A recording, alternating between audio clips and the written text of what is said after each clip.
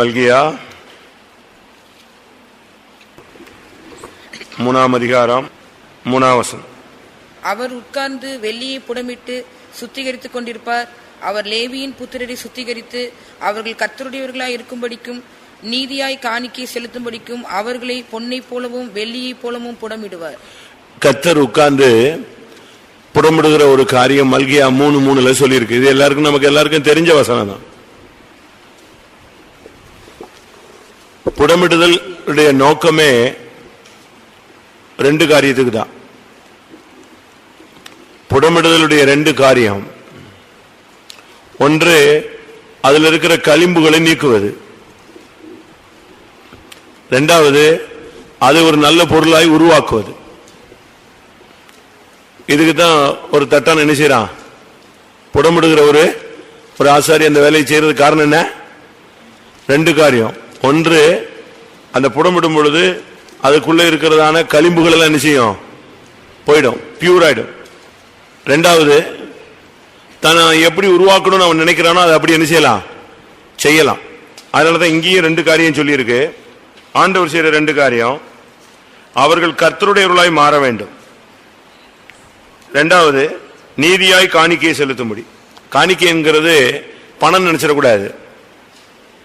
நீதியாய் காணிக்கை செலுத்துவதுங்கிறது நீதியாய் பணத்தை போய் கோயில கொடுக்கறதுன்னு இல்லை, அப்படி அல்ல. இந்த இடத்துல காணிக்கைங்கிறது நம்மை ஒப்பு கொடுப்பது. எபேசியர்கள் நிருபம் 5ஆம் அதிகாரத்தை பார்க்கும்போது 2ஆம் வசனம். கிறிஸ்து நமக்காக தம்மை தேவனுக்கு சுகந்த வாசனையான காணிக்கையாகவும் பலியாகவும் ஒப்பு கொடுத்து நம்மில் அன்பு கூர்ந்தது போல நீங்களும் அன்பிலே நடந்து கொள்ளுங்கள். சுகந்த வாசனையாக இயேசு தன்னை பலியாக காணிக்கையாக ஒப்பு கொடுத்தார். அப்ப அவர் காணிக்கைனா தன்னை தான் ஒப்பு கொடுத்தார். இயேசு போய் எங்கேயும் தேவாலயத்தில் பணத்தை காணிக்க போடல. அங்க என்ன எழுதியிருக்கு? அவர் தன்னை சுகந்த வாசனையாக காணிக்கையாக ஒப்பு கொடுத்தார். அப்ப காணிக்கையாக இங்க 2 காரியம் சொல்லியிருக்கு. ஒன்னு, நம் கர்த்தருடையவர்களாய் மாற. 2வது, நீதியாய் காணிக்கை செலுத்தக்கூடியவர்களாய் நம்மையே அர்ப்பணித்து உருவாக்கக்கூடிய ஒரு வாழ்க்கைக்கு சமர்ப்பித்தல். இதுதான் புடமிடுதலுடைய ரகசியம். புடமிடுதலுடைய வெளியரங்கமான காரியமும் மறைவான காரியமும் இதுதான். அந்த களிம்பு நீங்கிற வரைக்கும் அவன் செஞ்சிட்டு இருப்பான். களிம்பு நீங்கிற வரைக்கும் எதை அடிச்சுக்கிட்டே இருப்பான், அந்த சூட்டை கூட்டிக்கிட்டே இருப்பான். திரும்ப தான் எதிர்பார்க்கிறது உருவாக்குற வரைக்கும் அதை நெஞ்சிட்டே இருப்பான். அந்த தன்மையிலே தான் வச்சிருப்பான். நீங்க இந்த பைப்பு, இந்த கம்பிகள் இதெல்லாம் நீங்க பாத்தீங்கன்னா அந்த ஸ்டீல் கம்பெனியில அது உருக்குறாங்க. உருக்கி அந்த ஆஷ்ல விடுவாங்க, அந்த மோல்டிங்ல உள்ள விடுவான். விட்டா இந்த இரும்பு கம்பி எப்படி தெரியும் தெரியுமா? முதல்ல எப்படி இருக்கும் தெரியுமா? எப்படி இருக்கும்? தண்ணி மாதிரி இருக்கும். தண்ணினா தீ, அக்னி பிளம்பு. அப்படியே இரும்பு தண்ணி மாதிரி ஊத்துவான், காய்ச்சி ஊத்துறது. அப்படியே அது ஹை டெம்பரேச்சர்ல கொடுத்த உடனே இந்த இரும்பு உருகி அப்படி தண்ணி மாதிரி வரும். பார்த்தா சும்மா மஞ்சள் கலர்ல சிவப்பு கலர்ல அப்படி கையை வச்ச செத்தாம அப்படி வரும். அதை அந்த மோல்டிங்ல விட்ட உடனே அது கம்பி ஆகிறாது. அதை எப்படினாலும் வளைக்கலாம். நான் ஒரு கம்பெனியில பார்த்தேன், அதனால தான் சொல்றேன். ஒரு ரயில்வே பிளாட்ஃபார்ம்ல இருந்து கீழே பார்த்தா ஒரு இந்த ஆங்கிள் செய்கிற கம்பெனி, அதுல மோல்டிங்ல போயிட்டு அது அப்படி தண்டவாளம் மாதிரி இதுல வருது. சும்மா அப்படி கம்பி வச்சு இழுத்துக்கிட்டே வருவாங்க. அது அப்படி சும்மா வளைஞ்சு வரும். அந்த ஒரு சர்டன் டைமுக்கு பிறகு அது என்ன செய்யுது, ஸ்டிப்பா மாறுது. அப்ப நமக்குள்ள ஒரு சரியான அக்னி இப்ப வந்தாதான் சுத்திகரிப்பு ஒழுங்கு. இல்லைன்னா சும்மா உட்காந்து சோத்திரம், நான் பைபிளே படிக்கவில்லை, நான் வேதமே வாசிக்கவில்லை, நான் உபவாசிக்கவே இல்லை, ஜெபிக்கவே இல்லை, பூசணிக்காய் இருக்கு, நீ இதை சொல்லிட்டு இருந்தா காரியம் ஆகுமா? எவ்வளவு காரியங்கள் மறைச்சிருக்கிறோம். ஒவ்வொருவருக்கும் 2 பகுதி இருக்கு. வெளியரங்கமான குற்றம் ஒன்று இருக்கு, மற்றொன்று என்ன இருக்கு, அந்தரங்கமான குற்றம்னு ஒண்ணு இருக்கு. நாணயத்துக்கு 2 பக்கம் இருக்கு. எல்லாருக்கும் சொல்றேன்,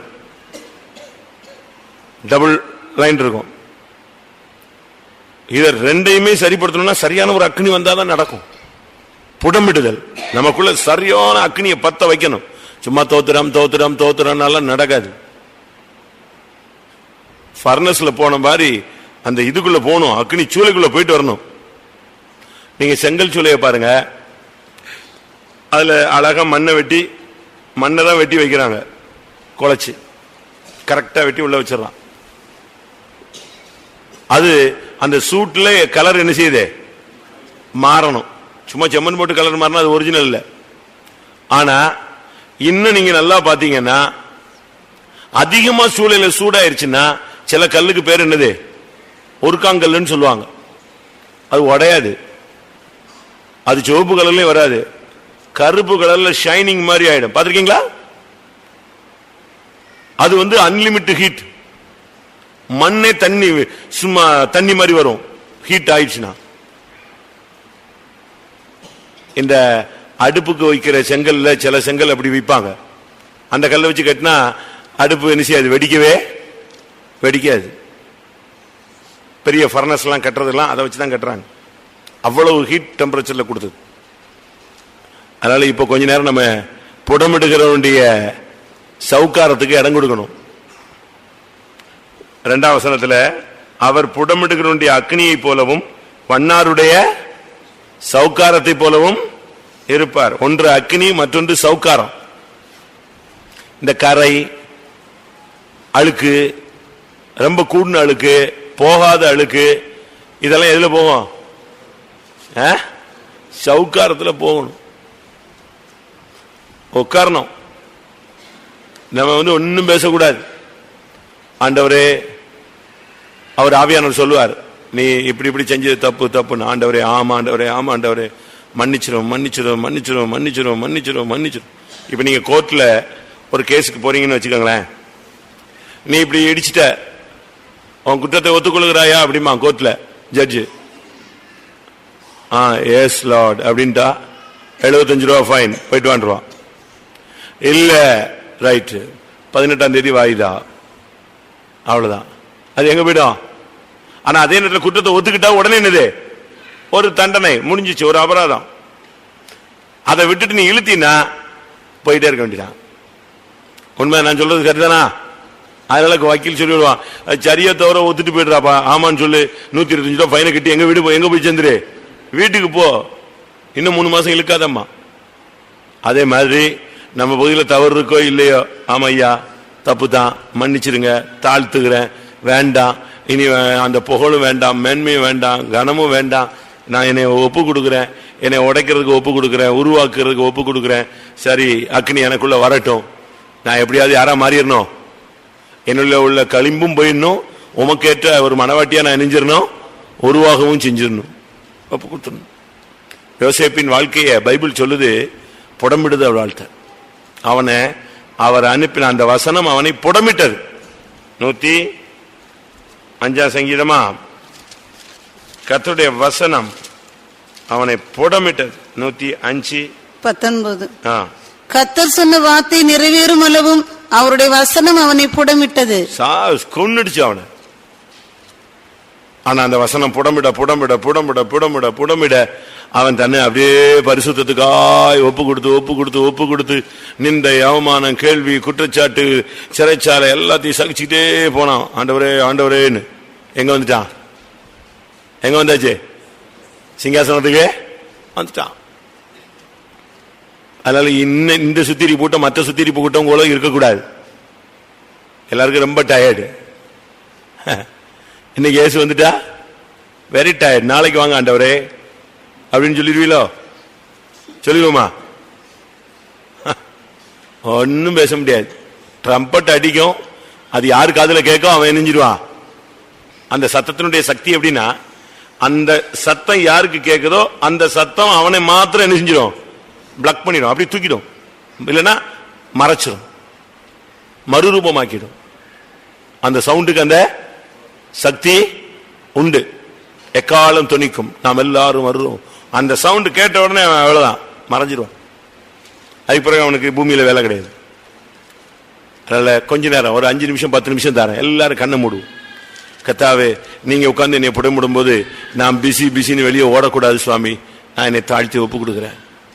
என்னை பரிபூர்ணமாய் உம்முடைய பாதத்தில் விழுற, அக்னி வரட்டும், என்னை புடமிடட்டும். நான் எவ்வளவோ குறைகள் இருக்கு சுவாமி, என்னுடைய பலவீனங்கள் எவ்வளவோ இருக்கு, ஒத்துக்கொள்ளணும். இல்ல நான் தப்பு செய்யாததை நான் எப்படி ஒத்துக்கொள்வது? தப்பு செஞ்சியோ இல்லையோ அந்த பழியை இயேசு எல்லாருடைய பழியை எங்க ஏத்துக்கிட்டாரு? இப்ப ஒரு சிலர் சொல்றாங்க, பெரிய பூர்ண பரிசுத்தவான்கள் பேசுறாங்க, நான் தப்பே பண்ணவில்லை, நான் எப்படி ஏற்றுக்கொள்வது? அப்ப நீ இயேசுவின் ஸ்டாண்டர்டுக்கு என்ன செய்யல, வரல. நீ ஒரு நீதிமானா இருக்கிற, அவ்வளவுதான். ஆனா இயேசுனுடைய சுபாவம் என்னது? அவங்க செஞ்ச தப்பெல்லாம் நான் நெஞ்சுக்கிறேன், ஏத்துக்கிறேன், ரைட். பலியை ஏத்துக்கிறேன், அவமானத்தை ஏத்துக்கிறேன், நிந்தைகளை ஏத்துக்கிறேன், என்னன்னாலும் ஏத்துக்கிறேன், ரைட். ஒரு இதுல சொல்லுவாங்க, ட்வின்ஸ் இருந்தாங்களாம், இரட்டை பிறவிகள். ஒருத்தன் துன்மார்க்கன், இன்னொருத்தன் ரொம்ப தெய்வீகமானவன். துன்மார்க்கன் ஒரு நாள் போய் அடிச்சு எவன்கிட்டயோ பிரச்சனை பண்ணி அவ்வளவு பேரும் இவனை விரட்டி வந்துட்டாங்க. இவன் ஓடி வீட்டுக்கு வந்துட்டான். கேள்விப்பட்டிருப்பீங்க, கதை மாதிரிதான் இருக்கும். வீட்டுக்கு வந்துட்டா அவனுக்கு என்ன பண்ணு தெரியல. வீட்டுக்குள்ள அவனுங்களும் வர்றான் வீட்டுக்குள்ள. அப்போ அந்த ட்வின்ஸ்ல இன்னொருத்தன் வந்தான், என்னடா உனக்கு பிரச்சனை, ஏன் இப்படி ஓடி பேரஞ்ச மாதிரி வர்றேன்னா? இல்லடா இப்படி ஒரு சின்ன பிரச்சனையாச்சு, இப்ப வந்துட்டானுங்க, வெட்டிடுவான், அடிச்சிருவான், ஐயோன்னு கத்துனான்.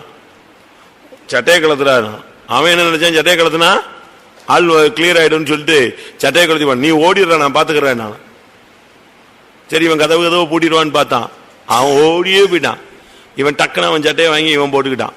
அவனுங்க வந்து இவனை அடிச்சு ஓடிச்சு நொறுக்கி ஒரு வழி பண்ணிட்டு போயிட்டாங்க. பழியை தீர்த்துட்டு போயிட்டாங்க.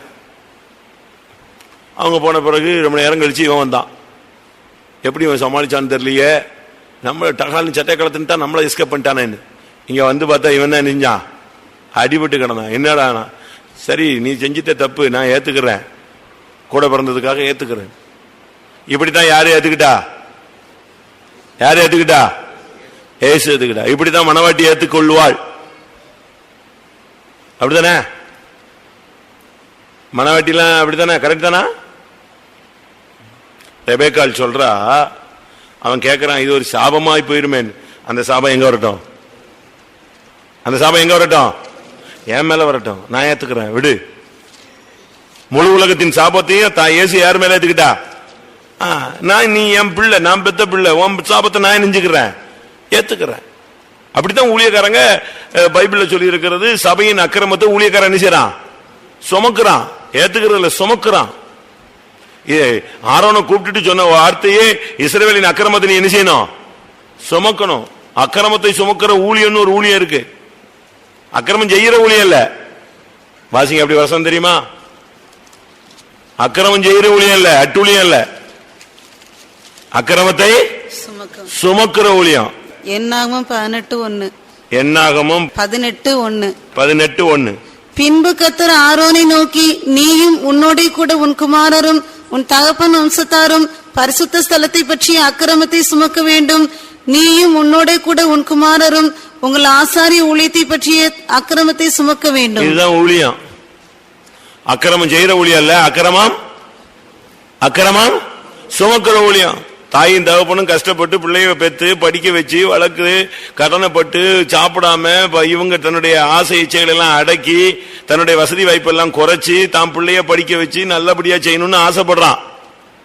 ஆனா அந்த பையன் போய் போக்கிரியா செஞ்சிடறான், மாறிடுறான். இன்னாருடைய பையங்கிற அந்த அக்கிரமத்தை யாரு ஏத்துக்கிறா?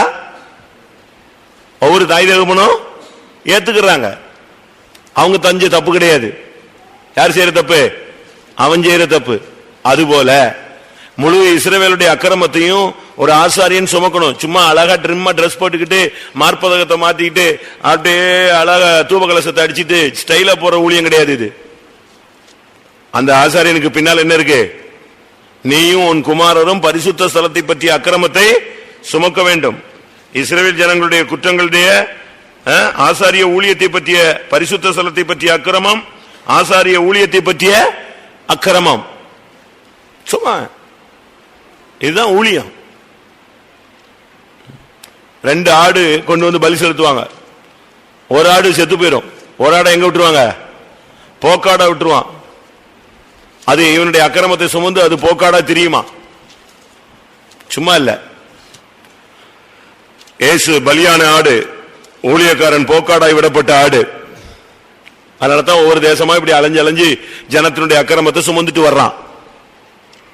யாரு இவன் பெற்றதும் கிடையாது, இவன் அந்த இது சமுதாயத்தை சேர்ந்தவனும் கிடையாது.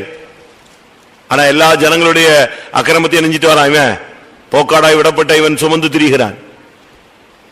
கொஞ்ச நேரம் டைம் தரேன், எல்லாரும் கண்ணு மூடும். கத்தாவே எனக்கு இப்ப நான் எதை சொல்லி எதுக்காக இந்த வார்த்தையை எடுத்தேன்னா, புடமிடணும்னு. சும்மா வந்து கண்ணை மூடிட்டு hallelujah praise him praise him praise him meditation meeting இல்ல இது அக்கினி பத்தி எரிஞ்சு புடமிட்டு உனக்குள்ள இருக்கிற களிம்பெல்லாம் வெளியே போய் உன்னை அப்படியே கர்த்தர் உருவாக்குற ஒரு கூட்டம். அப்படிப்பட்ட ஒரு அக்கினி இறங்கி இந்த முதல் கூட்டத்திலிருந்து எல்லா கூட்டங்களிலும் தெய்வம் இறங்கி ஊழியர்கள் விசுவாசிகள் எல்லாரையும் புடமிடும்படியாக சரியான ஒரு உணர்வுள்ள அனுபவத்தை கர்த்தர் கட்டிட முடியாது. கொஞ்ச நேரம் போராடுவோம். ஆமென் ஆமென் ஆமென். பலவீனத்தை கொஞ்சம் பார்க்காதீங்க, பிள்ளைகளை பார்க்காதீங்க, உங்களுடைய ஆண்டவருடைய சமூகத்தில் உங்களை நீங்க பாருங்க. தராசுல இயேசுவை நிப்பாட்டுங்க, இன்னொரு பகுதியில் உங்களை நம்மை நிப்பாட்டுவோம். கர்த்தருடைய பாதத்தில் விழுவோம், கண்ணை மூடி வாயை திறந்து ஆண்டவருடைய சமூகத்தில் கதறுவோம். ஆமென் ஆமென். மௌன விரோத கூட்டம் அல்ல. ஆமென். தேவனுடைய இரக்கங்களுக்காக கதறுகிற கூட்டமாய் மாறட்டும். கர்த்தாவே உம்முடைய வசனத்தை கொண்டு, உம்முடைய ஆவியை கொண்டு, ஒரு உணர்வுள்ள இருதயத்தை கொண்டு, நொறுங்கின ஆவியை கொண்டு என்னை புடமிடும் ஆண்டவரே. ஆமென். உட்காரும். சில வசனங்கள் மூலமாய் நம்மை நாமே நியாயம் தீர்த்துக் கொள்ள வேண்டியது அவசியம்.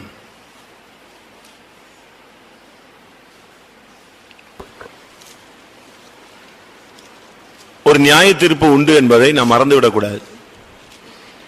வெளிப்படுத்தல் 20ஆம் அதிகாரம் 11 வாசிங்க. பின்பு நான் பெரிய வெள்ளை சிங்காசனத்தையும் அதன் மேல் வீற்றிருக்கிறவரையும் கண்டேன். அவருடைய சமூகத்திலிருந்து பூமியும் வானமும் அகன்று போயின, அவைகளுக்கு இடம் காணப்படவில்லை. நான் வெள்ளை சிங்காசனத்தை கண்டேன்.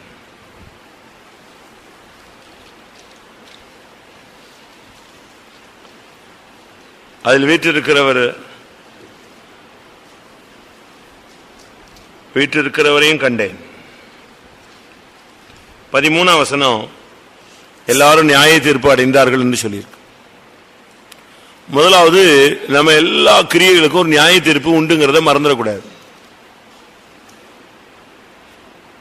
தானியேலின் புஸ்தகம் 7ஆம் அதிகாரம் 9-10 இதை ஏற்கனவே தன்னுடைய தரிசனத்தில் தானியேல் கண்டு எழுதி வச்சிருக்கிறார். நான் பார்த்து கொண்டிருக்கையில் சிங்காசனங்கள் வைக்கப்பட்டது, நீண்ட ஆயுசுள்ளவர் வீற்றிருந்தார். அவருடைய வஸ்திரம் உறைந்து மலையை போலவும், அவருடைய சிரசின் மயிர் வெண்மையாகவும் பஞ்சை போல துப்புரவாகவும் இருந்தது.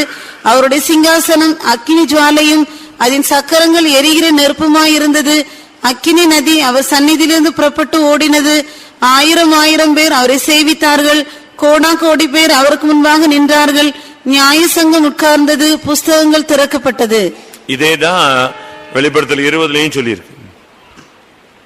கோடா கோடி பேர் அவருக்கு முன்பாக நின்றார்கள். அப்ப நாம போய் அந்த நியாய தீர்ப்புல நின்னா என்ன ஆகுறது?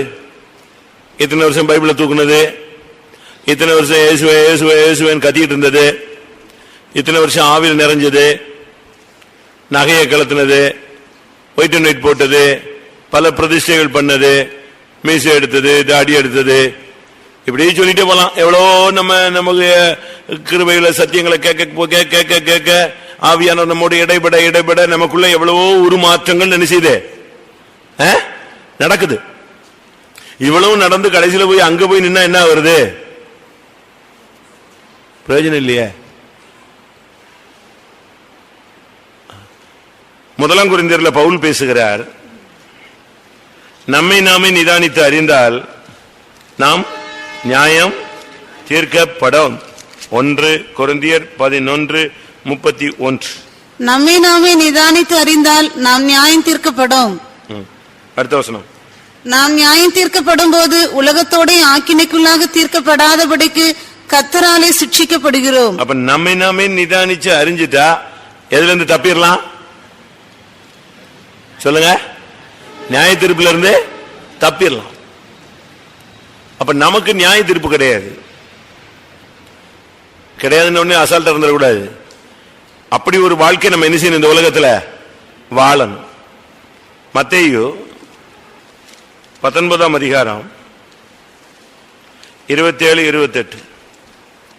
அப்பொழுது பேதுரு அவரை நோக்கி, இதோ நாங்கள் எல்லாவற்றையும் விட்டு உம்மை பின்பற்றினோமே, எங்களுக்கு என்ன கிடைக்கும் என்றான். அதற்கு இயேசு, மறுஜென்ம காலத்திலே மனுஷகுமாரன் தம்முடைய மகிமையுள்ள சிங்காசனத்தின் மேல் வீற்றிருக்கும் போது என்னை பின்பற்றின நீங்களும் இஸ்ரவேலின் 12 கோத்திரங்களையும் நியாயம் தீர்க்கிறவர்களாக 12 சிங்காசனங்களின் மேல் வீற்றிருப்பீர்கள் என்று மெய்யாகவே உங்களுக்கு சொல்லுகிறேன். அப்ப நாம் என்ன செய்ய போறோம்?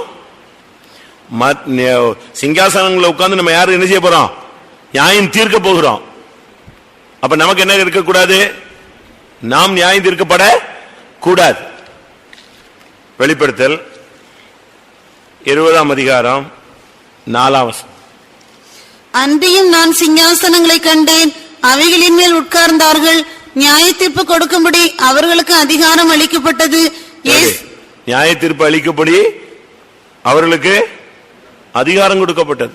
அப்ப நியாய தீர்ப்பு கொடுக்கிறதான ஒரு ஜட்ஜாக நம்ம போய் உட்கார போறோம். ஆனா அதே ஜட்ஜு லஞ்சம் வாங்கிட்டான்னு சொல்லி சிறைச்சாலைக்கு போறது பூமியில என்ன செய்யறோம்? பாக்குறோமா இல்லையா? பாக்குறோம். 1 கொரிந்தியர் 6ஆம் அதிகாரத்துல அற்ப வழக்குகளுக்காக நீங்க மற்றவங்கிட்ட போறீங்களே, பரிசுத்தவான்கள் தானே நியாயம் தீர்ப்பாங்க அப்படின்னு சொல்லி இருக்கு. 2ஆம் வசனம். பரிசுத்தவான்கள் உலகத்தை நியாயம் தீர்ப்பார்கள் என்று அறியீர்களா? உலகம் உங்களால் நியாயம் தீர்க்கப்படுவதா இருக்க அற்ப வழக்குகளை தீர்க்க நீங்கள் அபாத்திரரா? உலகம் உங்களால் நியாயம் தீர்க்கப்படக்கூடியதா இருக்க. அப்ப இருந்து என்ன விளங்கிக் கொள்றோம்? இயேசு நியாயம் தீர்க்கிறவர். மணவாட்டி சபையும் போய் உட்கார்ந்து பூமியை, உலகை, புறஜாதிகளை, கீழ்ப்படியாதவர்களை எல்லாரையும் என்ன செய்ய போறோம்? நாம் நியாயம் தீர்க்கணும். அப்ப நியாயம் தீர்க்க போறவன் இந்த உலகத்துல நம்ம நாமே என்ன செய்யணும்? நிதானித்து அறியணும். அப்ப நியாயம் தீர்க்க படம் நம்மளை இங்கேயே சிச்சித்து நம்மளை இங்கேயே கிளியர் பண்ணி விடுறாரு. அதனால இந்த விஷயத்துல நாம ரொம்ப கவனமாக இருக்க வேண்டிய ஒரு காலம். நாம இந்த நாட்கள்ல அசால்ட்டா இருக்க கூடாது. எதுக்கெல்லாம் நியாய தீர்ப்பு? நான் கொஞ்சம் பாயிண்ட்ஸ் உங்களுக்கு சொல்றேன். இதெல்லாம் நமக்குள்ள இருந்துச்சுன்னா நாம நியாயம் தீர்க்கப்படுவோம், நாம் மற்றவங்களை நியாயம் தீர்க்க மாட்டோம். நல்லா கவனிச்சுக்கோங்க. நம்முடைய ஜீவியத்தில் நியாய தீர்ப்புக்குரிய காரியங்கள் மறைந்திருக்கிறதா? 1 சாமுவேல் 3ஆம் அதிகாரம் 13ஆம் வசனம். அவன் குமாரர் நல்லா கவனிக்கணும். டைம் நீங்க வேஸ்ட் பண்ணிடக்கூடாது. நீங்க ரொம்ப மிகுந்த சிரமத்துல தான் வந்திருக்கீங்க ஃபர்ஸ்ட் கூட்டத்துக்கு. அதை நீங்க யூட்டிலைஸ் பண்ணிக்கணும். அவன் குமாரர் தங்கள் மேல் சாபத்தை வர பண்ணுகிறதை அவன் அறிந்திருந்தும் அவர்களை அடக்காமற் போன பாவத்தை நிமித்தம் நான் அவன் குடும்பத்துக்கு என்றும் நீங்காத நியாய தீர்ப்பு செய்வேன் என்று அவனுக்கு அறிவித்தேன். இது குடும்பத்துக்கே ஒரு நியாய தீர்ப்பு வருது. குடும்பத்துக்கே மருமக அன்னைக்கு விழுந்து சாகுறா, 2 பிள்ளை சாகுது, மாமனார் சாகுறாரு, ஒரு ஃபேமிலியே அறுப்புண்டு போகுது. அப்படி ஒரு நியாய தீர்ப்பு. நேற்று ஒரு சிஸ்டர் என்கிட்ட பேசிட்டு இருந்தாங்க. அப்ப நான் சொன்னேன், அது ஒரு சாபமா இருக்குமான்னு. அவங்க சென்னைக்கு பக்கத்தில் இருக்காங்க, நல்ல வசதியான ஃபேமிலி, பிள்ளைங்க நல்ல அழகானவங்க. அவங்க அந்த நார்த் இந்தியன் கிராஸ், அதனால பிள்ளைகள்லாம் சும்மா சக்கச்சவேர்னு இருப்பாங்க, நல்லா அழகா இருக்காங்க, ஃபாரின்ல இருக்காங்க. ஆனா அந்த வீட்டில் பாத்தீங்கன்னா அந்த பையனுக்கு கல்யாணம் ஆகல. வயசு கேட்டா ஒரு 2 அக்கா தங்கச்சி குடும்பங்கள்ல சொல்றேன். அக்காவும் தங்கச்சி தான் ஒரு வீட்டில். அந்த 2 குடும்பத்திலும் உள்ள 2 குடும்பத்திலையும் ஒரு பொண்ணு ஒரு பையன், ஒரு பொண்ணு ஒரு பையன், 4 பேருக்கும் கல்யாணம் ஆகல. ஒரு வீட்டில் உள்ள பையனுக்கு வயசு 46, இன்னொரு வீட்டில் உள்ள பையனுக்கு வயசு 41. அடுத்த வீட்டில் உள்ள பொண்ணுக்கு 36 வயசு, இன்னொரு வயசு 38 வயசு. 4 பேரும் கல்யாணம் ஆகல, படிச்சிருக்காங்க, அழகு இருக்கு, வசதி இருக்கு, நல்ல வேலையில இருக்காங்க, வெளிநாட்டில் இருக்காங்க. நான் அது என்ற அதுக்கு சொன்னாங்க. நான் சொன்னேன், ஐயோ இது ஏதோ ஒரு சாபம், பிள்ளைகள் வாழ்க்கைப்படாத ஏதோ ஒரு போராட்டம் இருக்கு. குடும்பத்துக்கே நியாய தீர்ப்பு. இங்க பாருங்க, அதுக்கு காரணம் சொல்றாரு ஆண்டவர். உன் பிள்ளைகளை நீ அடக்காமல் போன பாவத்தின் நிமித்தம். பிள்ளைகளுக்கு ஒரு லிமிட் தான் சுதந்திரம் கொடுக்கணும். பிள்ளைகள் ஒரு லிமிட்டை தாண்டுற வரைக்கும் அடிமைக்கும் அவனுக்கும் என்ன கிடையாது, அடிமைக்கும் அவனுக்கும் வித்தியாசம் கிடையாதுன்னு கலாத்தியர்ல வாசிக்கிறோம் நினைக்கிறேன். கரெக்டா நான் சொல்றது? கலாத்தியர் 4:1. பின்னும் நான் சொல்லுகிறது என்னவெனில், சுதந்திரவாளியானவன் எல்லாவற்றிற்கும் எஜமானாய் இருந்தும் அவன் சிறு பிள்ளையாய் இருக்கும் காலமளவும் அவனுக்கும் அடிமையானவனுக்கும் வித்தியாசம் இல்லை. அதான் உண்மை. நீங்க இந்த சின்ன பிள்ளைகள் எல்லாம் ஒரு சிலர் பாருங்க, ரொம்ப ஃப்ரீனஸ். மனைவி பிள்ளைய சின்ன பிள்ளைய அடிச்சுட்டா அவன் வந்த உடனே, டேடி என்னைய அம்மா அடிச்சுட்டாமா, இந்த ஆளு ஒரு மடைய முட்டாள் மாதிரி படாருன்னு யாரை அடிப்பான்? என் பிள்ளை எப்படி அடிப்பேன்? உன் பிள்ளைன்னா அவளுக்கு பிள்ளை இல்லையா? அதாவது என்னவோ இவங்க ஒரு பெரிய பாசத்துல அப்படி பொங்கி வழிகிற மாதிரி குருட்டாட்டத்துல போறானுங்க. அது என்ன ஆகுது, அந்த பிள்ளைய இவன் என்ன செய்யறான், நியாய தீர்ப்புக்கு கொண்டு போய் விட்டுறான். தப்பு. பிள்ளைகளை அடக்கணும். அவன் சிறு பிள்ளையா இருக்கும் அளவும் அவனுக்கு அடிமைக்கு என்ன கிடையாது, வித்தியாசம் கிடையாது. பிள்ளையானவனை நடத்த வேண்டிய வழியில் நடத்து, அவன் முதிர் வயதிலும் அதை அதை பிள்ளையின் இருதயத்தில் மதியினம் ஒட்டி இருக்கும், அதை அந்த தண்டனையின் பிரம்பு அதை அகற்றும். பாசம் வேற, கண்டிப்பு வேற. பாசம் அன்புன்னு சொன்னா அதுக்கு இன்னொரு பேர் என்னது சொல்லுங்க? சிக்ஷை. தகப்பன் எவனை நேசிக்கிறானோ அவனை அவர் சொல்லுங்க சிக்ஷிக்கிறார். கர்த்தர் எவனை நேசிக்கிறாரோ அவனை அவர் என்ன செய்கிறார்? சிக்ஷிக்கிறார். அப்படி சிக்ஷிக்கா விட்டால் அவன் யாரு? வேசியின் பிள்ளை. உங்க பிள்ளை இல்ல, ஒழுங்கா பெறாத பிள்ளை. கண்ட்ரோல்ல வைக்கணும். அதுக்காக டெய்லி போட்டுன்னு அடிச்சுக்கிட்டு அவனை மரத்து போக வச்சு அவன் அடியிலேயே சூரி சொரணை இல்லாம பெறக்கூடாது. கண் அசைவிலேயே பிள்ளைகளை கட்டுப்பாடோடு நீங்க வளர்க்கணும். அதான் முக்கியம். பிள்ளைகளை ரொம்ப கவனமா வளர்க்கணும். இல்லைன்னு பாருங்க, ஏலி செத்துட்டான், அன்னைக்கு 2 பிள்ளைகள் செத்தது, மருமகள் டப் டப் டப் டப்னு போயிடுச்சே, குடும்பமே சீரழிஞ்சு போயிடுச்சே. அப்படி ஒரு நியாய தீர்ப்புக்கு நம்ம குடும்பங்கள் போகணுமா சொல்லுங்க? போகணுமா? அந்த நிலவரத்துக்கு நம்ம போகக்கூடாது. அவள் சாக போற நேரத்தில் செத்தா, ஒரு குடும்பமே வரிசையா போயிடுச்சு. பாத்தீங்களா? முதலாவது குடும்பத்தின் நியாய தீர்ப்புல இருந்து நம்ம தப்பிக்கணும். உங்க குடும்பத்துக்கு ஏதாவது நியாய தீர்ப்பு வர்றது மாதிரி உள்ள ஏதாவது செயல்கள் இருக்கா? பிள்ளைகளை நீங்க கண்ட்ரோல்ல வைக்கலையா? ஏலிக்கு பிள்ளைகளை தெய்வம். பிள்ளைகள்னா அவனுக்கு உயிர். பிள்ளைகளுக்கு தான் ஃபர்ஸ்ட் பிரிஃபரன்ஸ், அது பிறகுதான் மற்றவங்களுக்கெல்லாம். 1 சாமுவேல் 2ஆம் அதிகாரம் 29ஆம் வசனம் கடைசி பகுதி வாசிங்க. நீ என்னை பார்க்கிலும் உன் குமாரரை மதிப்பானேன் என்கிறார். ஆண்டவர் கேட்கிறாரு, நீ என்னை பார்க்கலாம் யார அதிகமா மதிக்கிற? உன் பிள்ளைய மதிக்கிற. கர்த்தரை மதிக்கிறது இல்ல. நீ என்னை பார்க்கலாம் உன்னுடைய பிள்ளைகளை அதிகமாய் மதிக்கிறபடினால் இந்த நியாயத்திற்கு அவனால பிள்ளைகளை கண்ட்ரோல் பண்றதுக்கு சக்தி கிடையாது. இப்படித்தான் ரொம்ப பெற்றோர்கள் இருக்காங்க. தாவீது என்ன பெரிய ஆளா? அம்னோன் தப்பு பண்றான், அவனை கூப்பிட்டு தண்டிச்சிருக்கலாம், கண்டிச்சிருக்கலாம். கண்டுக்கவே இல்லை. குடும்பத்தையே நாசம் பண்றான், பிள்ளைகளுடைய வாழ்க்கையை கெடுக்கிறான், ஒன்னும் கண்டுக்கல. ஆனா அம்னோன அப்சலோம் கொன்னுட்டான். ஆனா இவனை அப்சுலோம விரட்டிட்டு எங்க வச்சிடான், திருவா போடுறான். எப்படி அவனை அடிச்ச, எப்படி அவனை வெட்டின, எப்படி வெட்டின.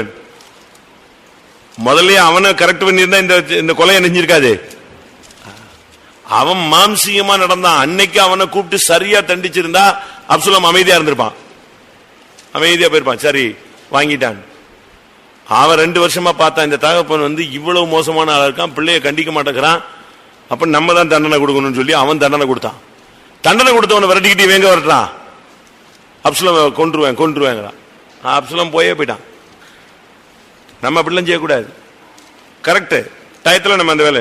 யாக்கோபு அடுத்து, இல்ல நான் ஏற்கனவே சொன்னதுதான். யாக்கோபுடைய மகள் தீனாள் ஊரை சுத்தி வாழ்க்கையை கெடுத்துட்டா.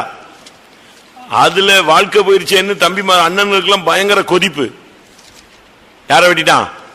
சீகம் பட்டணத்தில் உள்ள அவ்வளவு வரையும் கொண்டு விட்டானுங்க. சிமியோனு லேவியும் ஆச்சுட்டான். அதுக்கு யாக்கோபுக்கு பயங்கர டென்ஷன். என் பேரை கெடுத்துட்டீங்க, உன் பிள்ளை பேரை கெடுத்தா அது பேருக்கு இல்ல, உன் ஐயன் பண்ண தப்பு தான் பேரை கெடுத்துருச்சா? அப்படி நான் சொல்றது கரெக்டா? சரிதானே? பொம்பளை பிள்ளை தவறு செய்யும் போது அவளை கண்டிச்சு வளர்க்கறதுக்கு உனக்கு சக்தி இல்ல. பையன் போய் ஒரு பிரச்சனை பண்ணிட்டானா உடனே அதுக்காகத்தான் அவன் பிரச்சனை பண்ணான். இப்படித்தான் வேதத்துல இவங்க முரண்பாடாக இருக்கிறார்கள். அதனால்தான் நியாய தீர்ப்பு டக்குன்னு ஃபேமிலிக்கு வருது. தயவு செய்து இன்னைக்கு நீங்க தேவ சமூகத்துல இந்த கூட்டம் முடிகிறதுக்குள்ள, கர்த்தாவே என் குடும்பத்தின் நியாய தீர்ப்புக்கு நான் ஒரு காரணமா நிச்சய கூடாது, இருக்க கூடாது. இதுதான் பிரேயர். என் பிள்ளைகளுடைய வாழ்க்கை கெட்டு போறதுக்கு நியாய தீர்ப்புக்கு நான் ஒரு காரணமா இருக்கக்கூடாது. குடும்பத்துக்கு ஒரு பெரிய நியாய தீர்ப்பு வந்தது. நாம் அப்படிப்பட்ட குடும்பத்தை சேதப்படுத்துகிற ஒரு கூட்டமாக நாம் மாறக்கூடாது. அடுத்ததாக சங்கீதம் 1:5. ஆகையால் துன்மார்க்கர் நியாய தீர்ப்பிலும் நியாய தீர்ப்பில் நிலை நிற்க முடியாது. நம்முடைய வாழ்க்கையில துன்மார்க்கம் இருக்கக்கூடாது. துன்மார்க்கத்தை வச்சுக்கிட்டு நம்ம பரலோகம் போக முடியாது. ஒரு சிலர் எல்லா துன்மார்க்கத்தையும் வச்சுக்கிட்டு அவன் பேசுறத பார்த்தா லா பேச மாட்டான், வசனம் பேசுவான். வாழ்க்கை துன்மார்க்கம், ஆனா பேசுறது என்னது? பேசுறதெல்லாம் அட்டே எங்க அப்பா அப்படி வசனம் இப்படி வசனமா. நமக்கு கூட வசனம் ஜலத்துல மறந்து போயிடும். அவன் ரொம்ப தெளிவா இருப்பான். 50ஆம் சங்கீதம் 16, 17, 18. தேவன் துன்மார்க்கனை நோக்கி, நீ என் பிரமாணங்களை எடுத்துரைக்கவும் என் உடன்படிக்கை உன் வாயினால் சொல்லவும் உனக்கு என்ன நியாயம் உண்டு? சிட்சையை நீ பகைத்து என் வார்த்தைகளை உனக்கு பின்னாக எரிந்து போடுகிறாய். நீ திருடனை காணும் போது அவனோடு ஒருமித்து போகிறாய், விபச்சாரோடும் உனக்கு பங்குண்டு. துன்மார்க்கனை பத்தி நீ பாபம் செய்கிறாய், அநியாயம் செய்கிறாய், உனக்கு நியாய தீர்ப்பு உண்டுன்னு சொல்லாம அவனை பார்த்து சொல்றாரு, நீ எப்படிப்பா என் பிரமாணங்களை சொல்ற? ஒரு இடத்துல ஒரு ஆள் திருடிட்டான். இங்க கூட ஒரு பையன் இருந்தான். அவன் ஒரு தப்பு பண்ணிட்டான். அவனை போயிட்டு வான்னு சொல்லி அனுப்பிட்டாங்க. அவன் நம்ம பையன்கிட்டலாம் சொல்லியிருக்கான், 7-70 தடவை மன்னிக்கணும் இருக்கு, இந்த ஆளுங்க ஒரு ட்ரிப் கூட மன்னிக்க மாட்டேங்கிறான். எப்படி? இவன் பண்ணது பயங்கரமான பொல்லாத்தனம். விசுவாச வீட்டில் என்ன செய்ய முடியாது, வைக்க முடியாது. நான் ஒரு பைத்தம்ல இருக்கும்போது ஒரு ஆள் திருடிட்டாரு. அவரை பிடிச்சி அடிச்சுட்டாங்க டப்புன்னு. அடியை வாங்கிட்டு, ஏங்க 7 தடவை மன்னிக்கணும், என்னங்க எப்படி அடிக்கிறீங்கன்னா எப்படி இருக்கும்? அடியை வாங்கிக்கிட்டு அவன் எதைத்தான் சொல்றான் புரியுதா? பிள்ளைகளை வச்சு விளாண்டுக்கிட்டு பரலோகத்தை விட்டுறாதீங்க.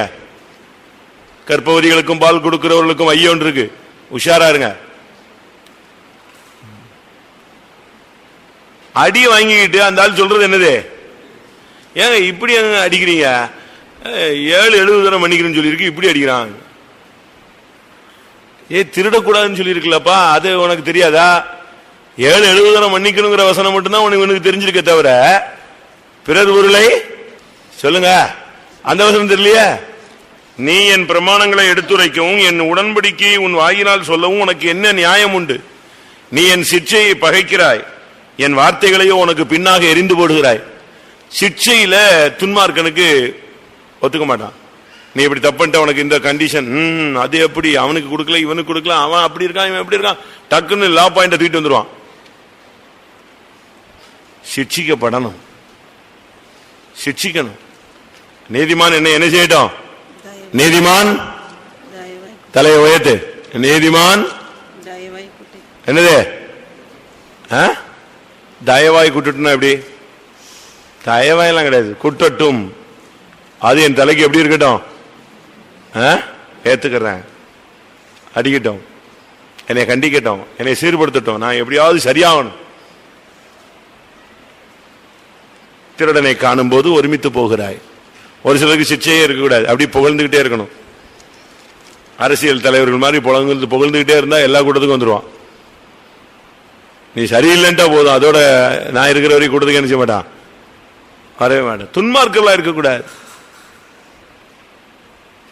ஆனா இவங்க துணிகரமா கூட்டத்துக்குலாம் வருவாங்க. பிரசங்கியின் புஸ்தகம் 8ஆம் அதிகாரம் 10ஆம் வசனம். பரிசுத்த ஸ்தலத்துக்கு போக்குவரவு செய்த துன்மார்க்கர் அடக்கம் பண்ணப்பட்டதை கண்டேன். அவ்வளவுதான். பரிசுத்த ஸ்தலத்துக்கு துன்மார்க்கனா வந்துட்டு போயிட்டு மாற்றங்களே இல்லாம இருந்தா அடக்கம் தான் வரும், முடிவுதான் வரும். நமக்கு இந்த நாட்கள்ல துன்மார்க்கத்திலிருந்து ஒரு விடுதலை வேணும். துன்மார்க்கர்களை கத்தர், சன்மார்க்கனையும் துன்மார்க்கனையும் தேவன் நியாயம் தீர்ப்பார். அதனால் நமக்குள்ள இருக்கிற துன்மார்க்கங்கள் என்ன? ஏதாவது ஒரு துன்மார்க்கம் இருக்கா? கர்த்தருக்கு பிரியமில்லாத காரியங்கள் இருக்கான்னு பார்க்கணும். பிரசங்கி 3ஆம் அதிகாரம் 17ஆம் வசனம்.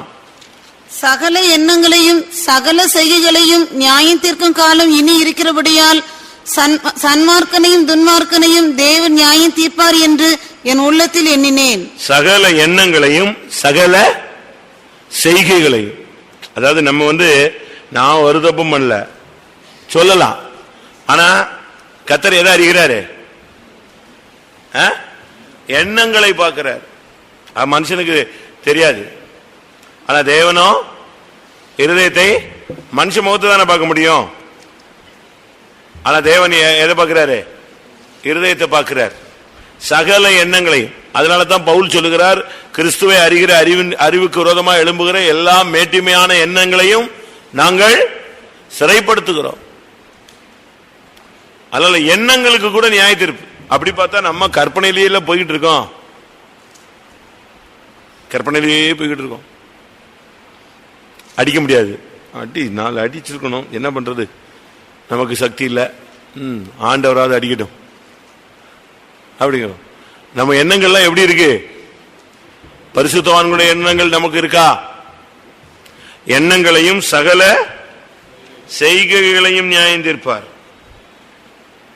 நம்ம என்ன செய்யறோமோ அவ்வளவுத்தையும் கர்த்தர் பார்த்துட்டு தான் இருக்காரு.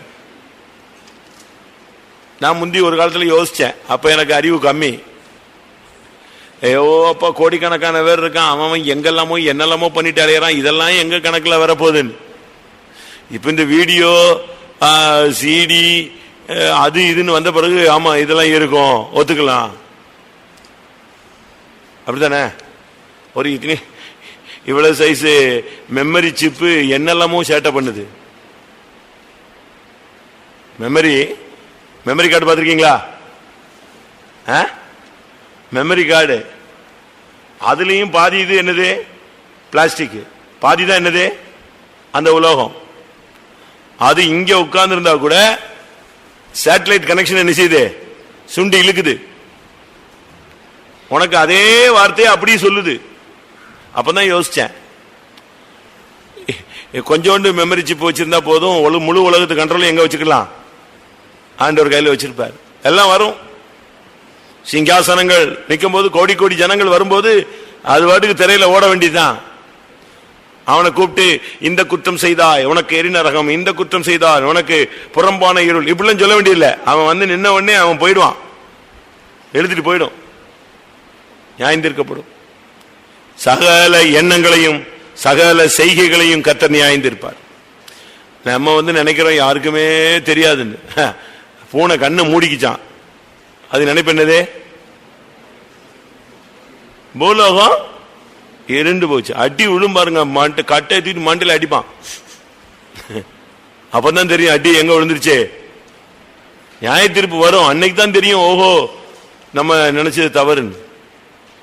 நம்ம நினைக்கிறோம் எதுவுமே யாருக்குமே தெரியாதுன்னு. ஒளிப்பிடங்களில் செய்ததை கர்த்தர் எங்க கொண்டு வந்து நிறுத்துவாரா? வெளியே கொண்டு வந்து நிப்பாட்டுவார். ரொம்ப கவனமா இருக்கணும். நம்முடைய எண்ணங்களை நாம் சரி செய்ய வேண்டிய காலத்துக்கு வந்துட்டோம். மத்தேயு 12:36. மனுஷர் பேசும் வீணான வார்த்தைகள் யாவையும் குறித்து நியாயத்தீர்ப்பு நாளிலே கணக்கு ஒப்புவிக்க வேண்டும் என்று உங்களுக்கு சொல்லுகிறேன். வார்த்தைகள் நல்லது, ஆனா என்ன வார்த்தை தப்பு? வீணான வார்த்தை. எபேசியர்ல பவுல் பேசுகிறார், கேட்கிறதுக்கு பக்தி விருத்திக்கு ஏதுவான வார்த்தை இருந்தா என்ன செய்யுங்க? பேசுங்க. 4:29. கெட்ட வார்த்தை ஒன்றும் உங்கள் வாயிலிருந்து புறப்பட வேண்டாம். பக்தி விருத்திக்கு ஏதுவான நல்ல வார்த்தை உண்டானால் அதையே கேட்கிறவர்களுக்கு பிரயோஜனம் உண்டாகும்படி பேசுங்கள். நம்ம சில நேரத்தில் இந்த சாட்சி சொல்றவங்கள சத்தம் போட்டுறோம், போதும் நிப்பாட்டுன்னு சொல்லிடுறோம். அதெல்லாம் ஒரு சிலருக்கு அப்படியே உயிர் போன மாதிரி இருக்கும். வார்த்தையை கண்ட்ரோல் பண்ணுங்க. பிரசங்கி 5ஆம் அதிகாரத்தில் 2வது தேவ சமூகத்தில் நீ துணிகரமாய் உன் வாயினால் பேசாமலும் மனம் பதறி ஒரு வார்த்தையும் சொல்லாமலும் இரு. தேவன் வானத்தில் இருக்கிறார், நீ பூமியில் இருக்கிறாய். ஆதலால் உன் வார்த்தைகள் சுருக்கமாய் இருப்பதாக. வீணா போட்டு பேசி ஒரு சிலருக்குலாம் இந்த சாட்சியில ஏறிட்டாங்கன்னா என்ன கிடையாது, பிரேக் இருக்காது. இந்த சைக்கிள்ல சில பிள்ளைங்க ஏறி ஓட்டிடுவாங்க, சட்ட சட்டன்னு ஓட்டி எங்கனாலும் போயிடுவாங்க. இறங்குடான்னா இறங்க தெரியாது, குப்புற விழுந்துதான் இறங்குவாங்க. வண்டியோடு விழுவான், இல்ல காலை நொண்டி அடிச்சு தேய்ச்சி கீழ்ச்சி பூச்சி கீழே விழுந்து இப்படிதான். அதே கேஸ்ல தான் பாதி பேர் சாட்சிக்கு எந்திரிச்சிடுவாங்க. அதுக்கு பிறகு எங்க முடிக்கணும்னு நினைச்சாது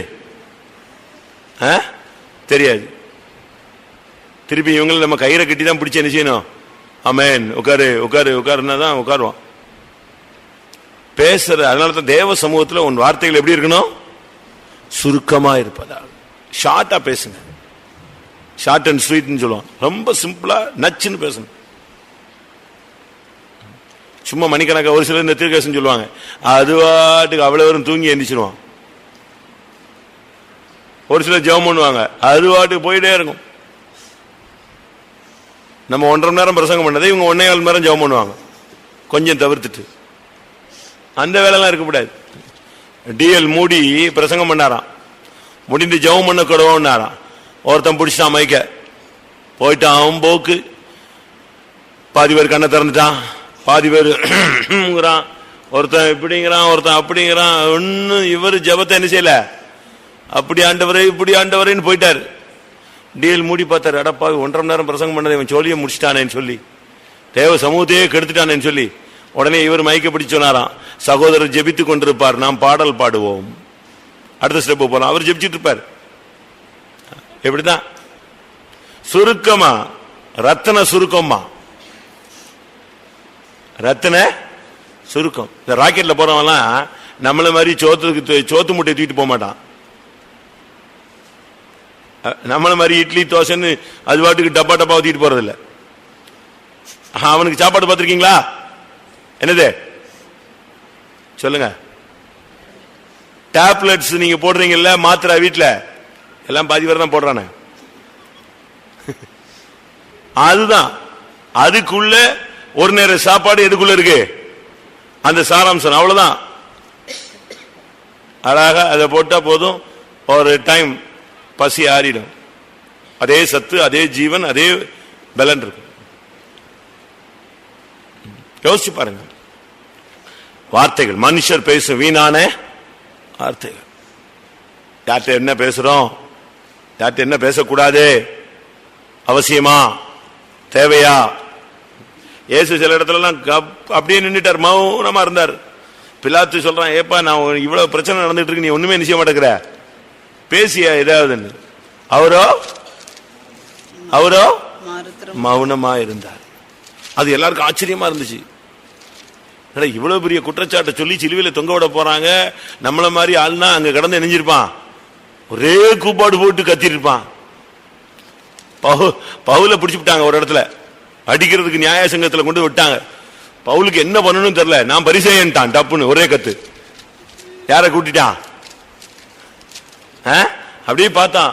சதுசேயர் பாதி, பரிசேயர் பாதி. பரிசேயர் தான் மெஜாரிட்டியா இருக்கிற மாதிரி பார்த்தான். ஏன்னா ஏற்கனவே யாரு இவன் பரிசேயன், இப்ப அடிச்ச கொண்டுவிடுவானுங்க போட்டிருக்கேன்ட்டு அப்படியே பார்த்துட்டு நான் பரிசேயனுக்கு பிறந்த பரிசேயன் கையை காட்டினான். அவ்வளவு பேர் எந்திரிச்சிட்டான். யாரு? பரிசேயனா?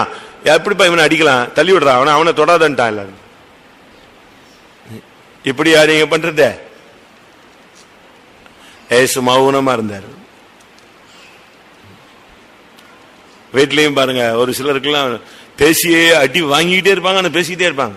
கடைசியில் சொல்லுவாங்க, நீங்க அடிச்சுக்கிட்டே இருங்க, நான் பேசுறத மட்டும் நிறுத்தவே மாட்டேன். நான் பாதி பேருக்கு சொல்ற உபதேசம் என்னன்னா, ஏன் பேசி பேசி அடி வாங்குற, பேசாம இரு, கர்த்தர் உனக்காக பேசட்டும், கர்த்தர் நியாயம் செய்யட்டும். நாம் பேசுகிற வீணான வார்த்தைகள் ஒவ்வொன்றுக்கும் கர்த்தருக்கு கணக்கு கொடுக்க வேண்டும். எசேக்கியேல் 18:30. ஆகையால் இஸ்ரவேல் வம்சத்தாரே, நான் உங்களில் அவனவன் வழிகளுக்கு தக்கதாக நியாயம் தீர்ப்பேன் என்று கர்த்தராகிய ஆண்டவர் சொல்லுகிறார். பாருங்க, எதுக்கு தக்கதாக? வழிகள். உன்னுடைய வழிகள் என்னுடைய வழிகள் அல்லன்னு சொல்றார். உன்னுடைய வழிக்கும் என்னுடைய வழிக்கும் வானத்துக்கும் பூமிக்கு உள்ள தூரம் என்ன செய்யுது? கிழக்குக்கு மேற்குக்கு எவ்வளவு தூரமோ அது மாதிரி வழி வித்தியாசம் வருது. ஆண்டோடைய வழிகள் வித்தியாசமானது. ஆனா நம்முடைய வழியை கர்த்தர் பார்த்துக்கிட்டே இருக்கிறார். மனுஷனுக்கு செம்மையாய் தோன்றுகிற வழிகள் உண்டு, அதனுடைய முடிவு என்னது? மரணம். நமக்கு நம்ம செய்யறதெல்லாம் கரெக்டா இருக்கிற மாதிரி தான் இருக்கும். நம்முடைய வழிகளை கர்த்தர் பார்த்துக்கிட்டே இருப்பார், இவன் போற வழி கரெக்டா. ஆனா யோபு சொல்றான், நான் போகும் வழியை அவர் அறிவார். நான் எந்த பாதையில போயிட்டு இருக்கேன்னு கர்த்தருக்கு தெரியும். நம்முடைய வழிகள் எப்படி இருக்கு? ஏசாயால இருக்கு இல்லையா, உன்னுடைய வழிகள் எப்படி இருக்கிறது? 56:5-7-8. துன்மார்க்கன் தன் வழியையும் அக்கிரமக்காரன் தன் நினைவுகளையும் விட்டு கர்த்தரிடத்தில் திரும்ப கடவன். 8. என் நினைவுகள் உங்கள் நினைவுகள் அல்ல, உங்கள் வழிகள் என் வழிகளும் அல்லவென்று கர்த்தர் சொல்லுகிறார். பூமியை பார்க்கிலும் வானங்கள் எப்படி உயர்ந்திருக்கிறதோ அப்படியே உங்கள் வழிகளை பார்க்கிலும் என் வழிகளும், உங்கள் நினைவுகளை பார்க்கிலும் என் நினைவுகளும் உயர்ந்திருக்கிறது. வானத்துக்கும் பூமிக்கு உள்ள டிஃபரெண்ட்ல மனுஷனுடைய வழியும் தேவனுடைய வழியும் என்ன செய்யுது? அவ்வளவு பெரிய டிஃபரெண்ட்ல இருக்கு. அவர் வானத்துல போய்கிட்டு இருந்தா எங்க போயிட்டு இருக்கான்? பாதாளத்துல போய்கிட்டு இருக்கான். உன் வழிகளை கர்த்தர் காண்கிறார். உன்னுடைய வழிகள் தேவனுடைய வழிகளா? உன்னுடைய வழிகளுடைய முடிவு பரலோகமா இருக்குமா? நீ போகிற வழி கேட்டுக்கு போகிற வழியா இல்ல ஜீவனுக்கு போகிற வழியா? வழிகளுக்கு தக்கதாக கர்த்தர் நியாயம் தீர்ப்பார். ரோமர் 2:16. என் சுவிசேஷத்தின்படியே தேவன் இயேசு கிறிஸ்துவை கொண்டு மனுஷருடைய அந்தரங்கங்களை குறித்து நியாய தீர்ப்பு கொடுக்கும் நாளிலே இது விளங்கும். அந்தரங்கங்களை கர்த்தர் நியாயம் தீர்க்கிறார். வெளியவே தெரியாது, மேனேஜ் பண்ணியே எத்தனை வருஷம் போயிட்டே இருக்கலாம். எப்படி அவங்க இப்படி ரகசியமான பாவத்தை வச்சுக்கிட்டே போறாங்க? தேவன் பார்க்கலையா? தேவன் பார்க்கிறாரு, அவன் விடுவான்னு அவர் எதிர்பார்க்கிறாரு. அதை வெளிப்படுத்தி அவனை அசிங்கப்படுத்துறது தேவனுக்கு எத்தனை நிமிஷம் ஆகும் சொல்லுங்க? நம்ம செய்யற தப்பு ஒரு மனுஷனுக்கு தெரிஞ்சிருச்சுங்க, அவன் உடனே அதுக்கு கண்ணு மூக்கு வாயை வச்சு நெஞ்சிருவான். வெளியே சொல்லுவானா சொல்ல மாட்டானா? அவனை விட்டுருங்க. நீங்க சொல்லுவீங்களா சொல்ல மாட்டீங்களா?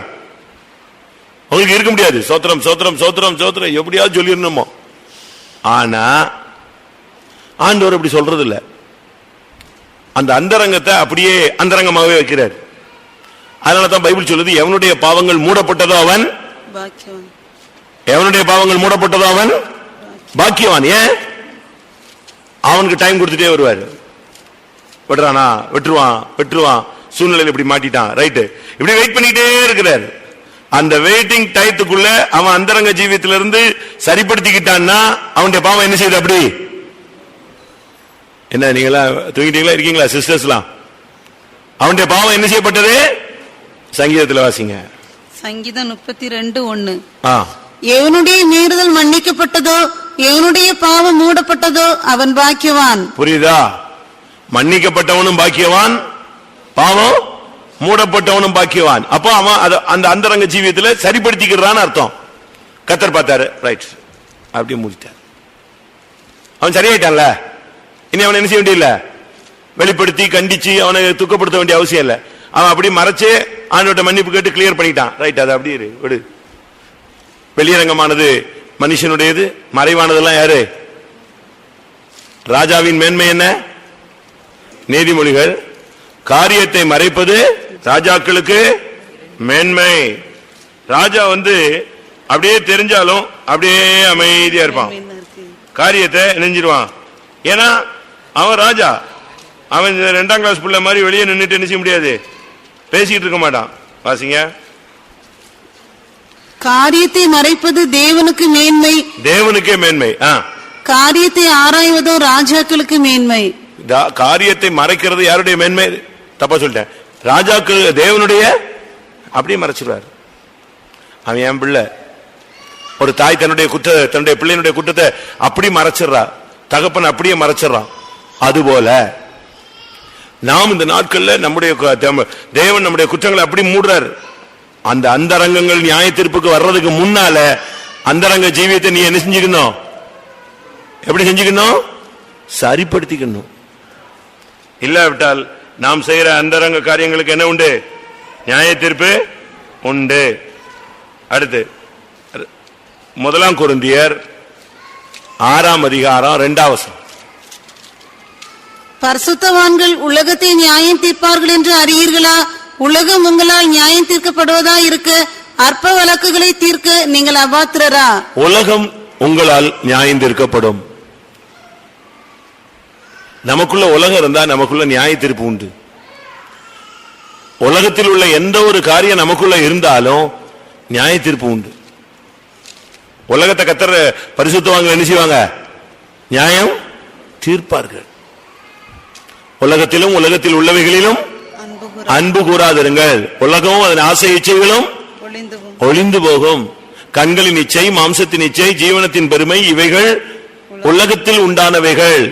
இவைகள் பிதாவினால் உண்டானவைகள் அல்ல. அப்ப இதிலிருந்து என்ன விளங்கிக் கொள்றோம்? உலகத்தை கர்த்தர் நியாயம் தீர்ப்பார். உலகத்தின் வேஷம் கடந்து போகிறது. அப்ப உலகம் நமக்குள்ள இருந்தா ஒரு நியாய தீர்ப்பு நிச்சயமா உண்டு. அதனால்தான் இயேசு அடிக்கடி சொல்றது உலகத்தான் அல்ல, நான் உலகத்தான் அல்ல. உலகத்தின் அதிபதி வருகிறான், அவனுடைய என்னிடத்துல ஒன்றும் இல்லை. உலகத்தின் வேஷம், உலகத்தின் ஆசாபாசங்கள், உலக ஆடம்பரங்கள், உலகத்துக்குரிய எது இருந்தாலும் நியாய தீர்ப்பு உண்டு. அடுத்து 1 கொரிந்தியர் 6:3. தேவதூதர்களையும் நியாயம் தீர்ப்போம் என்று அறியீர்களா? தேவதூதர்கள் நியாயம் தீர்க்கப்பட்டார்கள். ஏன்? அதுக்கு காரணம் என்ன? 2 காரணம் மட்டும் சொல்றேன், மற்ற காரியத்தை நம்ம அடுத்த ஸ்டெப்புக்கு போலாம். 1 பெருமை, 2வது ஆதி மேன்மையை அவர்கள் காத்துக்கொள்ளவில்லை. யூதா 6ஆம் வசனம். தங்களுடைய ஆதி மேன்மையை காத்துக்கொள்ளாமல் தங்களுக்குரிய வாசஸ்தலத்தை விட்டுவிட்ட தூதர்களையும். ஆதி மேன்மை கர்த்தர் உங்களுக்கு ஆதியில கிருபை கொடுத்திருந்தாரு, அபிஷேகம் கொடுத்திருந்தாரு, வார்த்தை கொடுத்திருந்தாரு, வல்லமை கொடுத்திருந்தாரு, சுகம், பலன், ஆரோக்கியம், ஐஸ்வர்யம், வசதிகளை கொடுத்திருந்தார். உங்களை நம்பினார், உங்களுக்குள்ளே பெரிய காரியங்களை எதிர்பார்த்தார். இவைகளை நீங்கள் நஷ்டப்படுத்தி விட்டால், ஆதி மேன்மையை நீங்கள் காத்துக்கொள்ளாவிட்டால், அந்த தூதர்களுக்கு என்ன இருந்துச்சு? நியாய தீர்ப்பு வச்சாரு. ஏசாயா 14 படி பார்க்கும் பொழுது அந்த தூதன் பெருமை பாராட்டினான். அதிகாலின் மகன் அவனை கீழே தள்ளினார். அப்ப தூதர்களை நியாயம் தீர்ப்போம் சொன்னா பெருமையானவர்களுக்கு நியாய தீர்ப்பு உண்டு. ஆதி நிலவரத்தை காத்துக்கொள்ளாதவனுக்கு என்ன உண்டு? நியாய தீர்ப்பு உண்டு. வெளிப்படுத்தல் 2ஆம் அதிகாரத்தில் ஆதியிலே செய்த கிரியைகளை விட்டாய் என்று உன் பேரில் எனக்கு ஒரு குறை உண்டு. நீ இன்ன நிலைமையிலிருந்து விழுந்தாய் என்பதை உணர்ந்து ஆதியில் செய்த கிரியைகளை மறுபடியும் செய்வாயாக. வெளிப்படுத்தல் 2ஆம் அதிகாரம் 4ஆம் வசனம். ஆனாலும் நீ ஆதியில் கொண்டிருந்த அன்பை விட்டாய் என்று உன் பேரில் எனக்கு குறை உண்டு. ஆகையால் நீ இன்ன நிலைமையிலிருந்து விழுந்தாய் என்பதை நினைத்து மனம் திரும்பி ஆதியில் செய்த கிரியைகளை செய்வாயாக. இல்லாவிட்டால் நான் சீக்கிரமாய் உன்னிடத்தில் வந்து நீ மனம் திரும்பாத பட்சத்தில் உன் விளக்கு தண்டை அதனிடத்து நின்று நீக்கி விடுவேன். பாருங்க, ஆதி மேன்மை நீ விடக்கூடாது. ஆதியில செய்த கிரியைகளை விடக்கூடாது. ஆதியில செய்த ஜபத்தை விடக்கூடாது. ஆதியில பண்ண பிரதிஷ்டையை விடக்கூடாது. ஆதியில நீ பண்ணின உடன்படிக்கைகளை முறிக்க கூடாது. அடுத்ததாக 2 பேதுரு 3 அதிகாரம் 7 வசனம். இப்பொழுது இருக்கிற வானங்களும் பூமியும் அந்த வார்த்தையினாலேயே அக்கினிக்கு இரையாக வைக்கப்பட்டு தேவ பக்தி இல்லாதவர்கள் நியாயம் தீர்க்கப்பட்டு அழிந்து தேவ பக்தி இல்லாதவர்கள் நியாயம் தீர்க்கப்படுவார்கள். நம்ம கோயிலுக்கு வர்றது பக்தியா? யாக்கோபு 1:27. திக்கற்ற பிள்ளைகளும் விதவைகளும் படுகிற உபத்திரவத்திலே அவர்களை விசாரிக்கிறதும் உலகத்தால் கரைபடாதபடிக்கு தன்னை காத்துக் கொள்ளுகிறதுமே பிதாவாகிய தேவனுக்கு முன்பாக மாசில்லாத சுத்தமான பக்தியா இருக்கிறது. Pure godliness. சுத்தமான பக்தினா என்னது? விதவைகள் படுகிற கஷ்டத்துல உதவி செய்வது, திக்கற்ற பிள்ளைகள் கஷ்டப்படும் போது உதவி செய்வது, உலகத்தால தன்னை கரைபடாமல் ஜீவியத்தை காத்துக்கொள்வது, இதுதான் உண்மையான பக்தி. இந்த பக்தி இல்லாத எந்த விசுவாசியும் ஊழியக்காரனும் என்ன செய்யப்படுவான்? நியாயம் தீர்க்கப்படுவான். ஏழைகளை நீங்க எப்படி மதிக்கிறீங்க? திக்கற்றவங்களை நீங்க உதவி செய்றீங்களா? உலகத்தினால உங்களை கரைபடாதபடி காத்துக்கொள்றீங்களா? பக்தியினுடைய 2: 1 மற்றவங்களுக்கு உதவி செய்யறது ஒரு பக்தி, 2வது உங்களை காத்துக்கொள்கிறது ஒரு பக்தி. உன்னை சுத்தவானாக காத்துக்கொள். இருந்து என்ன விளங்கிக் கொள்றோம்னா, நியாய தீர்ப்புக்கு ஏதுவான வாழ்க்கை நாம் இந்த பாதையில வாழ்ந்து விடக்கூடாது. தேவ பக்தி இல்லாதோர் அவர்கள் நியாயம் தீர்க்கப்படுவார்கள். வெளிப்படுத்தல் 20 அதிகாரம் 12 வசனம். மரித்தோராகிய சிறியோரையும் பெரியோரையும் தேவனுக்கு முன்பாக நிற்க கண்டேன். அப்பொழுது புஸ்தகங்கள் திறக்கப்பட்டன. ஜீவ புஸ்தகம் என்னும் வேறொரு புஸ்தகமும் திறக்கப்பட்டது. அப்பொழுது அந்த புஸ்தகங்களில் எழுதப்பட்டவைகளின்படியே மரித்தோர் தங்கள் தங்கள் கிரியைகளுக்கு தக்கதாக நியாய தீர்ப்பு அடைந்தார்கள். மரித்தோர் தங்கள் தங்கள் கிரியைகளுக்கு தக்கதாக நியாய தீர்ப்பு அடைந்தார்கள். அப்ப கிரியைகளுக்கு என்ன உண்டு? தண்டனை உண்டு. நம்ம என்னென்ன கிரியைகள் இருக்கிறோ அவரவர் கிரியைகளுக்கு தக்க தண்டனை. அதனால இந்த நாட்கள்ல நம்ம என்ன கிரியைகள் பைபிள்ல சொல்லி இருக்கிறது, அவனவன் கிரியைகளுக்கு தக்கதான பலன் என்னோடு கூட வருகிறது.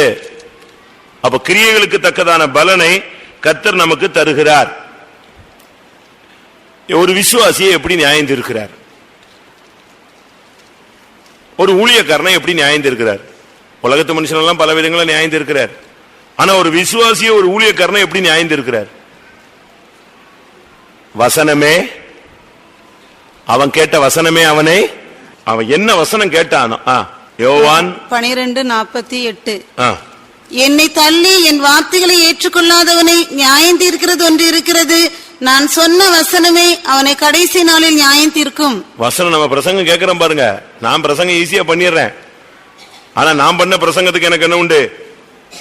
நியாய தீர்ப்பு உண்டு. நான் பண்ண பிரசங்கத்துக்கு நியாய தீர்ப்பு உண்டு. அதே போல நான் பண்ண பிரசங்கத்தை கேட்ட உங்களுக்கு அந்த வசனத்துக்கு என்ன உண்டு? நியாய தீர்ப்பு உண்டு. யோவான் 8:16. நான் நியாயம் தீர்த்தால் என் தீர்ப்பு சத்தியத்தின்படி இருக்கும். ஏனெனில் நான் தனித்திருக்கவில்லை, நானும் என்னை அனுப்பின பிதாவுமாக இருக்கிறோம். சத்தியத்தின்படி நியாய தீர்ப்பு இல்லையா? யோவான் 8:16 இல்லையா? நான் நியாயம் தீர்த்தால் என் தீர்ப்பு சத்தியத்தின்படி இருக்கும். நான் நியாயம் தீர்த்தால் என் தீர்ப்பு எப்படி இருக்கும்? சத்தியத்தின்படி நியாயம் தீர்ப்பார். நமக்கு ரொம்ப உபதேசம் கொடுத்திருக்கிறார். உபதேசத்தின்படி நமக்கு நியாயம் தீர்ப்பு உண்டு. நம்ம கேட்ட பிரசங்கத்தின்படி நியாய தீர்ப்பு உண்டு. எல்லாரும் கண்களை மூடுவோம். ஒரு 10 நிமிடம் எல்லாரும் முழங்கால் போடலாம். இந்த முதலாம் கூட்டத்திலேயே நாம் நியாய தீர்ப்புக்கு தப்பிக்கொள்ளணும்.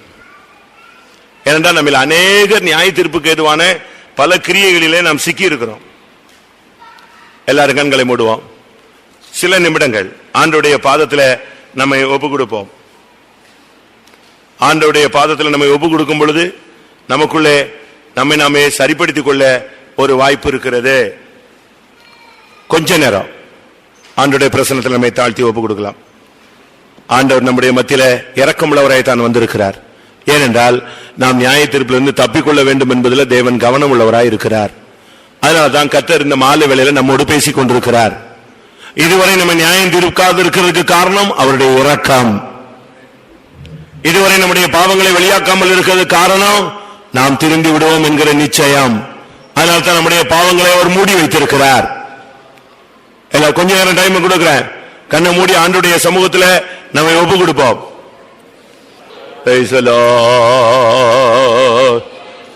நம்முடைய குடும்பம் நியாயம் தீர்க்கப்படக்கூடாது பிரியமானவர்களே. ஹல்லேலூயா. நாம் துன்மார்க்கலாய் நாம் நியாயம் தீர்க்கப்பட்டு விடக்கூடாது. நாம் பேசுற வீணான வார்த்தைகளுக்கு நியாய தீர்ப்பு உண்டு. ஒரு 5 நிமிடம் ஆண்டவருடைய சமூகத்துல நியாய தீர்ப்புக்கு ஏதுவான ஏதாவது ஒரு மறைவோ வெளியரங்கமாகவோ ஏதாவது ஒரு காரியம் இருந்தா அதை அப்படியே சொல்லி ஆண்டவர்ட்ட கனெக்ட் பண்ணிடுங்க. ஆமென். கர்த்தாவே, நான் வீணான வார்த்தைகள் பேசிட்டேன், மன்னிச்சிருங்க. ஹல்லேலூயா. என் பிள்ளைகளை அடக்காமல் போய் என் பிள்ளைகளை உம்மை விட அதிகமாக மதித்து விட்டேன், தவறுதான், மன்னியும் ஆண்டவரே. வாழ்க்கையில் துன்மார்க்கத்தை வைத்துக் கொண்டு வசனத்தை பேசினது தவறு. என்னுடைய எண்ணங்கள் சரியா இல்ல, மன்னியும் ஆண்டவரே. என்னுடைய வழிகள் சரியில்லை, என்ன மன்னியும் ஆண்டவரே. என்னுடைய அந்தரங்க ஜீவியத்தில் தோல்விகள் இருக்கு, தேவம் மன்னியும் ஆண்டவரே. தேவ பக்தியின் வேஷத்தை நான் தரித்துக் கொண்டேன், ஆனால் தேவ பக்தி இல்ல, என்ன மன்னியும் ஆண்டவரே. என் கிரியைகளுக்கும் என் ஜீவியத்திற்கும் நீர் என்னை நியாயம் தீர்த்தால் நான் எம்மாத்திரம். அல்லேலூயா. அக்கிரமத்தை கவனித்திருப்பீரானால் யார் நிலை நிற்பான் ஆண்டவரே? தேவன் நியாயம் தீர்க்கிற எத்தனையோ காரியங்கள் எனக்குள் மறைந்திருக்கிறது. தேவன் என்னை மன்னிக்க வேண்டும். இதுவரை என்னை அந்த குற்றங்களை வெளிப்படுத்தாமல் பாதுகாத்த தெய்வம் இனிமேல் அதிலிருந்து எனக்கு ஒரு விடுதலையும் தர வேண்டும். நான் நியாய தீர்ப்புக்கு போய் நின்றுவிடக் கூடாது. கர்த்தரின் மேல் தயவாய் இருக்க வேண்டும். இனிமேல் நியாய தீர்ப்புக்குரிய வாழ்க்கை நான் வாழ மாட்டேன், அப்படி ஒரு முடிவை எடுக்கிறேன் என்று சொல்லுகிறவர்கள் தயவு செய்து எழுந்து முதல் கூட்டத்திலேயே அறிக்கை செய்து நியாய தீர்ப்பிலிருந்து தப்பிக் கொள்ளுங்கள். ஆமென். இந்த முதல் கூட்டத்திலேயே நியாய தீர்ப்புக்குரிய ஒரு ஆளாய் நாம் போய்விடக் கூடாது. நியாய தீர்ப்புக்கு எதுவான ஏதாவது இந்த சொன்ன காரியத்தில் இருந்தால் இன்றைக்கே பலிபீடத்தில் வந்து பலிபீடத்தின் கொம்புகளை பிடித்துக் கொள்ளுங்கள். பழைய ஏற்பாட்டில் பலிபீடத்தின் கொம்பை ஒருவன் பிடித்து விட்டால் நியாய தீர்ப்பிலிருந்து தப்பிக்கொள்வான். கிருபாசனத்தின் கொம்புகளை பிடித்துக் கொள்ளுங்கள். ஆமென், ஆமென். கிருபாசனத்தண்டை ஓடிவா, ஏற்ற சமயத்தில் இரக்கம் வரும்படியாக. ஆமென். இரக்கத்தை பெற கிருபாசனத்தண்டை இயேசுவண்டை வாருங்கள்.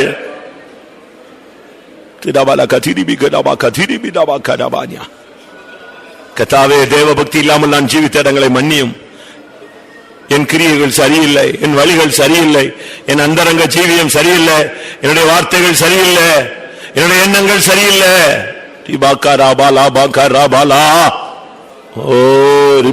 சத்தம் சத்தம் சத்தத்தை உயர்த்துங்கள். தேவனை நோக்கி கூப்பிடுங்கள். பாவியாகிய என் மேல் கிருபையாயிரும் என்று சொல்லி அந்த மனுஷன் தன் மார்பில் அடித்துக் கொண்டு கதறின பொழுது அவன் நீதிமானாக்கப்பட்டவனாய் திரும்பி போனான். உன்னை நியாயம் தீர்க்க வேண்டும், தேவனே இவனை நியாயம் தீரும் என்று ஒரு ஆவி போராடி கொண்டிருக்கிறது. இவன் செய்த தவறுக்கு, இவன் செய்த தவறுக்கு நியாயம் தீர்த்து விடும் என்று ஒரு ஆவி போராடுகிறது. ஆனாலும் ஆவியானவர் அந்த வல்லமையை தடுத்துக் கொண்டிருக்கிறார். ஓ, நீ நியாய தீர்ப்புக்குரியவன் அல்ல, நீ அந்த ஆவியை நியாயம் தீர்க்கக்கூடியவன். ஆமென், ஆமென், ஆமென். இரக்கங்களை பற்றிக் கொள்ளுங்கள்.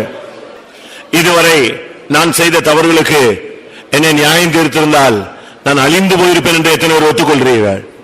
இன்னைக்கு நான் இருக்கவே முடியாது.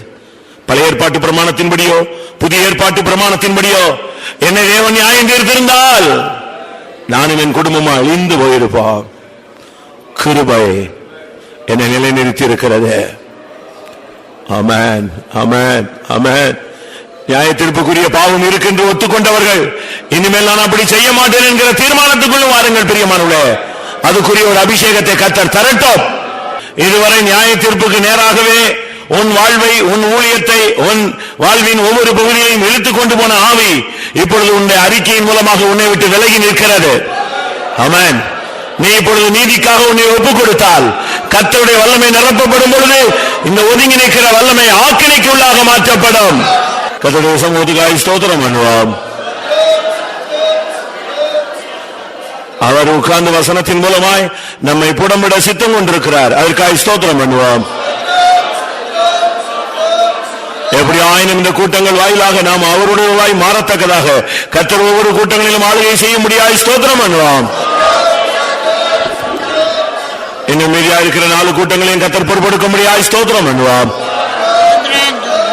கர்த்தர் ஒவ்வொருவருக்குள்ளும் நடப்பிக்க வேண்டிய வாஞ்சித்த காரியத்தை அவர் பூர்ணமாய் நடப்பிக்க முடியாது. ஸ்தோத்திரம் பண்ணுவோம்.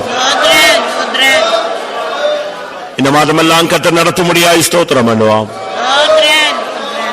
எல்லா மகிமையும் அவருக்கே செலுத்தி ஸ்தோத்திரம் பண்ணுவோம்.